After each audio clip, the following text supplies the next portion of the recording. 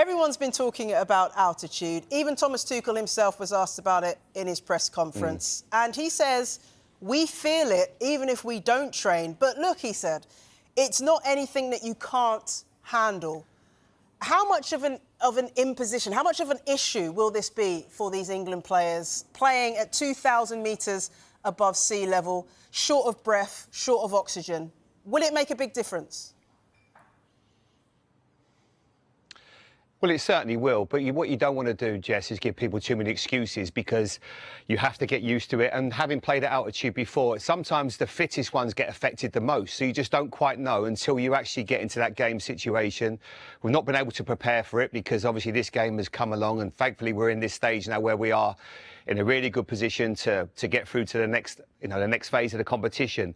But it's going to be tough. There's absolutely no two ways about it. And this is where I think Thomas Tuchel's really going to earn his money, because probably more than any other game that he's had to manage, he's going to have to get his substitutions correct. He's going to have to make sure he's got the right players on the pitch at the right time. If this game goes deep into extra time, even penalties, making sure that you've got the right penalty takers on the pitch. If you look what happened to Arsenal in the Champions League final, when they lost on penalties, is because their best penalty takers have been taken off because they were cramping up or whatever.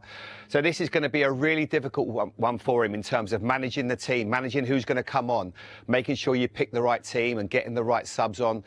But that's what he's paid the big money for. So fingers crossed it's going to be all right. It's going to be extremely tough in terms of the team that he picks. But there's no reason why we can't get through this. I think first 20 minutes, getting used to the pace of the game. They're going to obviously start really fast. They've got an incredible record, Mexico, at the Azteca Stadium. It's legendary how well they do there.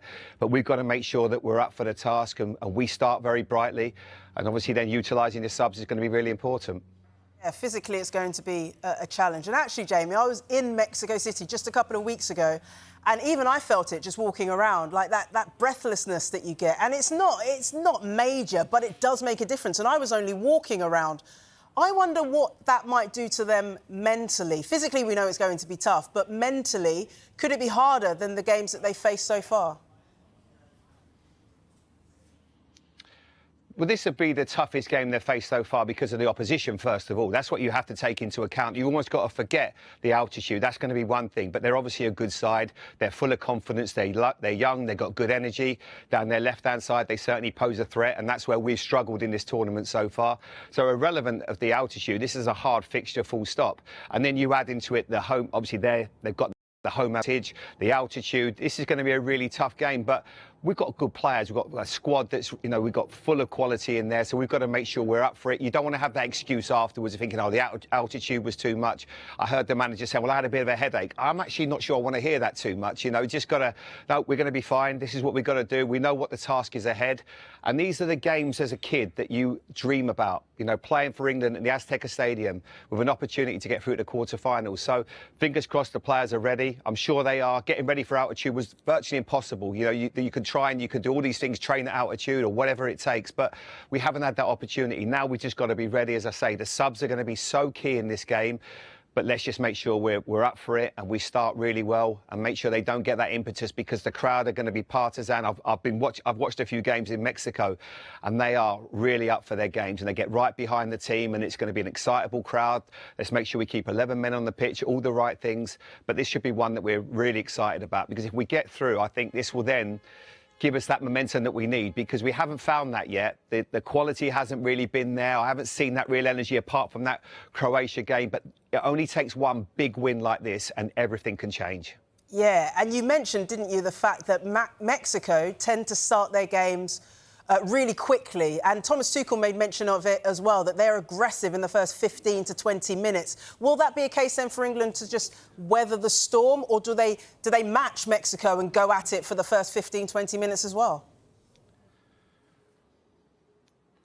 I think to a certain extent, Jess, that will suit us anyway. I think we look a better side when teams come at us, because then we have the players going forward, and then that leaves the spaces.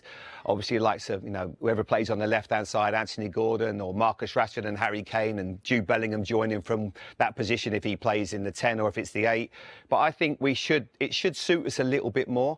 I think we struggle when teams sit back and make it difficult. So if they do open up, that might play into our hands as well. But we've just got to make sure we're calm. Defensively, we have looked a little bit frail at times, especially when we're on the counter-attack. So we have to be ready for every eventuality. But this is a great opportunity for us. Make no mistake. Yes, there are elements that are going to be slightly against us, the team, a home advantage and everything else. But we've got to take that chance. We've got to grasp it and we've got to make sure we're ready. And if we do that, there's no reason why we can't get a massive win and then look forward to the next stages. And then you've got, obviously Brazil, Argentina, whoever it may be.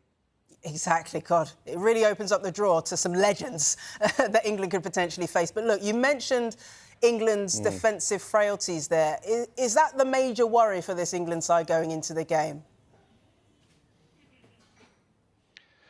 Yeah, I think Thomas Tuchel doesn't know his best back four, really, does he? I mean, he's changed every position pretty much as the back four. I think Nico O'Reilly has to start as our left back, and then it's a case of, Gueye and Konsa. Right back has been a massive issue. Jed Spence hasn't really worked in that position. I think I don't want to, harp on about what's happened in the past, but we should really have Trent Alexander-Arnold playing at right back today with his qualities. We haven't, for whatever reason, so we have to forget that and just see whatever he does. There's a lot of talk about playing Declan Rice at right back. Now, if you'd have said at the start of the tournament that Declan Rice will play right back in the last, in this latter stages of a tournament, you'd have gone, of course he won't. He's one of our best midfielders. But that's what we've created. It's been self-inflicted. But if he has to play there, I think he will still do a good job. It's not really what I want. But then what that might do is then that Jude Bellingham will just drop slightly deeper. I don't know if he'll do that. Their left-hand side, as I said, at Mexico is probably their most dangerous. So it might feel that Jed Spence can do that. But if he doesn't play Bukayo Saka and he plays Madueke, I want to see a lot more from them. The amount of times I've seen Madueke get to the, go down the right, chop back, play it onto his left foot or pass it back to the left, to his right back. I want to see him a lot more confident, a bit more positive, putting balls across the face with your right foot, have the confidence to do that. Because I think at times we've been too obvious in how we've played. We've looked much more of a threat going down the left-hand side, and I want to see a lot more from that right-hand side. And I think if Bukayo Saka is fit, he doesn't look like he is 100% fit, but now is the time where you've just got to play him if he is, because he certainly offers a lot more down that right-hand side. Do you think then that's where it's going to be key for England, down those wings? Because there's been a lot of discussion, hasn't there, about who starts on the left and the right. You've got, obviously, Saka and Madueke, haven't you, on one side? You've got Gordon and Rashford on the other. How do things look for England down the wings for you, Jamie? Well, I wouldn't be surprised if you looked at sometimes we talk about substitutes, but substitutes really is, I think it's almost a bit of an offensive word, because nowadays they're coming on and making a difference. And when the game gets to the last 20, 30 minutes, probably this one more than any other because of obviously the difficulties with the altitude, they are going to come on and be able to make a difference. So if you looked at what Anthony Gordon did in those last 20, 30 minutes of the game, he had 2 assists, he did really well, he gave us something going forward, and that might suit him. And he might think, well, Marcus Rashford can maybe run their right back a little bit into the ground, and then Anthony Gordon comes on. And it might be the same on the right-hand side. So the players that are going to come on to finish the game are going to be so vital in this one. Harry Kane, he's our main threat. We've got to keep making sure we get the ball into the box, getting into good areas, Jude Bellingham joining him. So going forward, I don't see any real problems. I think we can score goals. We can cause teams problems. We've just got to make sure that we obviously defend well. And that has been something where I feel we are a bit susceptible. But there has to come a point where, that has to get stretched. We're getting to the latter stages. And if it is extra time, if it is penalties, you've got to be ready for everything. So I feel that this team now has got to really show up. And we haven't really hit the heights. But sometimes that's a lot to do with the teams that we've played against. There have been teams that have sat back and they've said, OK, you can have the ball, which I don't always think I think it suits us. This game will be a bit more wide open, with a bit more stretches the game, which I think helps us, and it helps the legs of the likes of Jude Bellingham to get into the box and make things happen. So I feel this will probably be our most open game, but will suit us. But as you said, Jess, we've got to make sure we start well. We don't want this game to go away from you really early in the match, and then you start chasing it. Yeah, an early goal conceded could be very, very bad for England. Look, you mentioned Kane and Bellingham there, 2 of England's standout performers so far in this World Cup.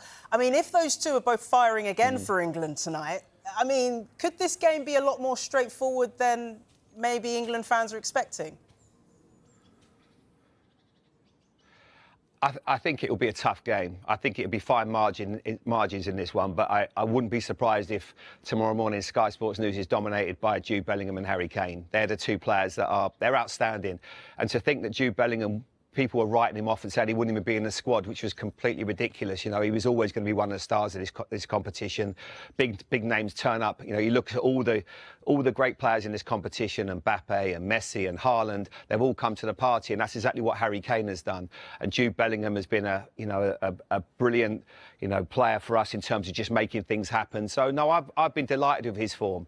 Elliot Anderson, I want to see a little bit more from him. Declan Rice seems like he's carrying a bit of an injury as well, but there's a lot of positives. We've just got to make sure that we get the ball into the right areas, because it takes 1 second with Harry Kane, one opportunity, and all of a sudden, like he did the other day, when we're looking like we're against it, we might end up going out the competition.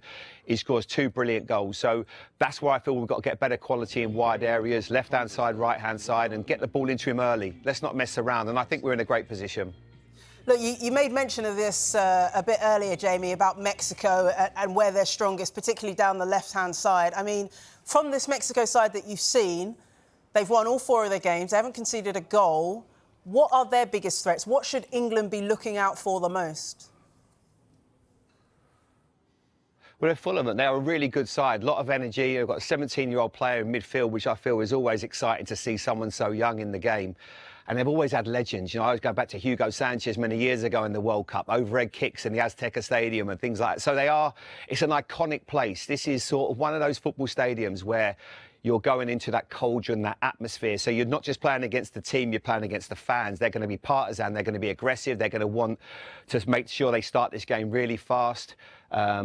And it's probably the best Mexico side I've had for a long time, because they haven't had those sorts of players, but they've been building up and gearing up for this World Cup. It's a little bit like the US. Canada obviously went out yesterday. Mexico and the US are going to want to stay in this competition. And playing against the crowd and obviously everything that goes against you, even decisions, you've got to maintain cool heads. The last thing you want to do in this situation where we've mentioned it, and I mentioned it again, the altitude is end up going down to 10 men and someone making a sloppy mistake, because that could be, obviously really costly. So we've got to make sure we're up for it and we're ready and we don't do anything silly just to raise the crowd, the expectations. And if we start well and we remain calm, because it's not the sort of game for 90 minutes or 120 minutes where you're just going to be able to run and run and run because your body won't be able to handle it. So maintaining the ball, keeping the ball, something that we don't normally associate that much or that well with English sides, we're going to have to do that today. So in our midfield, whether it's Bellingham, Rice and Elliot Anderson, they're going to have to keep it and at times stay on the ball. Don't worry about playing it back, keep it. And you can't play at this game at 100 miles an hour because they'll be better suited for that. So we've got to make sure that we just take the sting out of it at times, which doesn't normally suit us, but we're going to have to try and do that because otherwise their energy levels and how used to they are to their surroundings will obviously play a big part otherwise. Yeah, Jamie, you mentioned it there. The England players will have to remain calm some way, somehow, in the cauldron, that iconic atmosphere that the Azteca produces. You've played in some massive games when you were playing. How is it that you approach a game like this and you enable yourself to thrive rather than be intimidated by the level, the pressure, the excitement, the expectation? How do you do that as a player?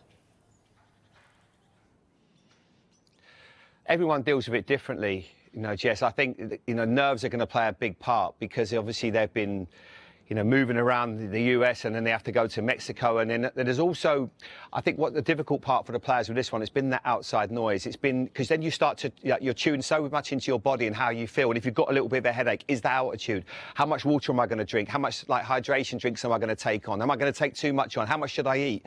So all these little things that are going to start to play a part. Now you'll have some players in that dressing room. I remember like Euro 96, we'd have people like Paul Gascoigne and Alan Shearer that were they were so good at managing everything. When you're a younger player, sometimes you're not quite sure. You're not sure about how you're going to feel in these situations and a little bit of confidence. And that's where I think the senior players like Harry Kane, the younger players are going to have to lean on them and make sure that they're all ready for this occasion and just staying calm. I think that's the important thing. But staying calm is so much easier than what you think because obviously nerves and your brain can sometimes play tricks on you, especially if you go a goal behind. So I think the most important thing is for the experienced players just to stay calm, just to make sure that everyone doesn't get too high, too low, if things go against them. And I think that's where we have got some, the players like Bellingham, although he's still so young, he's such a leader in this team. So just tuning into how you feel and making sure that you're ready. They'll still be asleep now. They'll be getting up in a few hours, having a pre-match meal, having a little walk, trying to get used to their surroundings.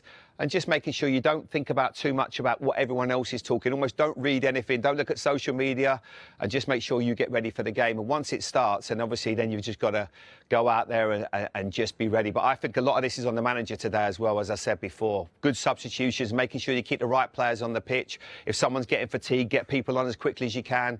Instead of a 70-minute substitution, it might have to be a little bit earlier, this one. So he's going to earn his money tonight, Thomas Tuchel. And fingers crossed, we'll be talking tomorrow morning on Sky Sports News about a great win, and there's some huge games to come. Yeah, I hope so. If you're Thomas Tuchel then, I mean, as a player, like when you were going into these big matches, Jamie, what is it you wanted to hear from your manager just before? Or is it a case where, you know, someone like Harry Kane might step up and talk to the players? I'm talking about that final team talk. What is it you want to hear before you go out onto the pitch? I think we sometimes overplay what managers do. There's obviously a lot of them have, you know, iconic speeches, but I think sometimes it's the little moments from the captain. You know, I remember always listening to Tony Adams, and Tony was such a hero to me. And obviously when he was the Arsenal captain and an England captain, and just some of his speeches were like almost Churchillian. There was a few swear words in there, I must admit, Jess, but it was made you just want to play and go out there, and that's what you need sometimes. And I think Harry Kane, Jude Bellingham will probably be the ones that will be the most influential. Now, the manager and his coaching staff will maybe do a few tactical tweaks. He'll want a bit more confidence, a bit of belief. But one thing for sure is we've got, whatever happens tonight, we've got to make sure we go out there with a real fight. We're making sure that we do everything. We don't sit back. We don't have regrets. We make sure we get forward into good areas and play rather than cutting back and not taking. Let's take risks tonight. Let's have a right go and get that confidence behind us, because if we do that, we've got a great opportunity. I think player for player, we've got better players, but they've still got some quality in there. But I think that when I talk about managers sometimes, and I think, you know, when you ask that question, I think a lot of the time it comes from within. It's the players that actually give those speeches, because once you're out there and you're breathing heavily and maybe you're a little bit more fatigued than what you are normally, there's not a lot a manager can do. It's on you.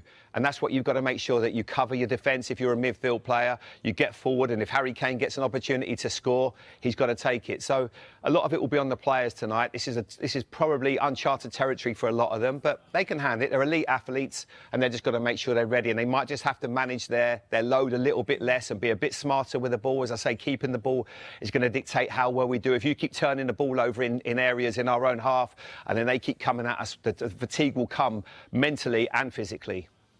OK, Jamie, last one from me. I'm looking for some advice here, because I'm not sure whether I stay up for the game. I've been up since 7 a.m. UK time. Do I stay up and just power through, or perhaps just take a bit of a sleep before kick-off, wake up just before the match and watch it then? What's your plans? Oh, Jess, I think you've got to get down the pub. I think you've got to just get down the pub, just stay there for the afternoon and the evening and the night. No, well, listen, I certainly won't be doing that. I'm going to put the alarm on about 1:45. I'll national anthems, and then I'll watch it in bed. That'll be I'm going to get a couple of hours sleep, Jess. But you're younger than me. You can do whatever you want. I think you'll be ready for it. But I think there'll be a lot of tired people tomorrow going to work, going to school, and it's going to be great. And fingers crossed. And I hope the team can do us proud, and I'm sure they will, because this is one of those iconic games and they've got to be ready for it. So I can't wait. And then everyone will feel a little bit better getting up tomorrow morning if we get a win. That's for sure.